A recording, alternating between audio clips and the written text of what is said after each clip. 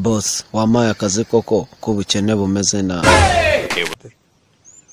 Urashaka akazi koko? Cyane rwose. Njye ntago naha akazi umuntu ufite urusatsi rumeze nk'urwa mayibobo. Ko wikanga ubaye iki?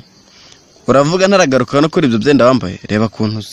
Boss, mfite umwenda umwe ariko buriyanze no kuwukorera isuku. Nkubwiruka gufura ryari kweli. Yesu we. Harya turi ku itariki zingahera? Azisha nta nubwo wibuka itariki turiho, turi kurenye. Meruka nko gufura kuri 20. Imana y'u Rwanda, ku itariki 20 mwana. Ariko rero reka nkubwire. Bwira. Ariko hari kondisiyo ugomba kugenderaho. Wabyihore wa mubyeyi, ibintu byose bigomba kugenda uko byifuza. Kuba nkubwiye ngo mpeke, sema nkubwiye ngo ugende uncubanura. Ugomba kuntwara neza nk'amata y'abashyitsi. Wigare se cya kuri moto. Moto yose, moto buriya ndiyaminiye.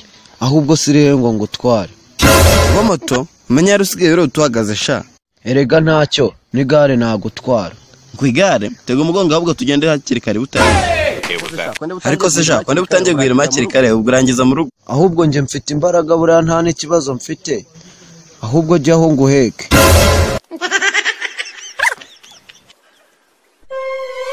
Turahageze. Titi boss ye. Buriya nk'ibihumbi 300 kabisa nta ribi. Ariko se sha, komone utekereza cyane bimeze bite?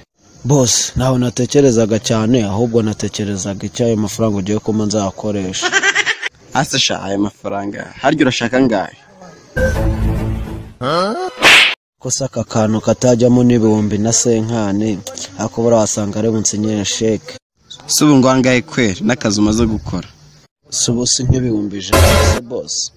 Ibihumbi 100 ibiceri se cyangwa inote? Inote.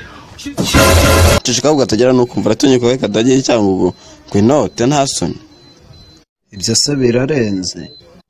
Ariko reka niko gupfusha ubusa. Reka nguhembere ibyo umaze gukora. Ntacyo reka cime nk'uduhumbi 5. Ndadufata. Bakira.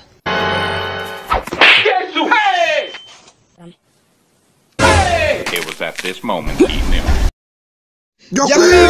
Where our broken lovers go.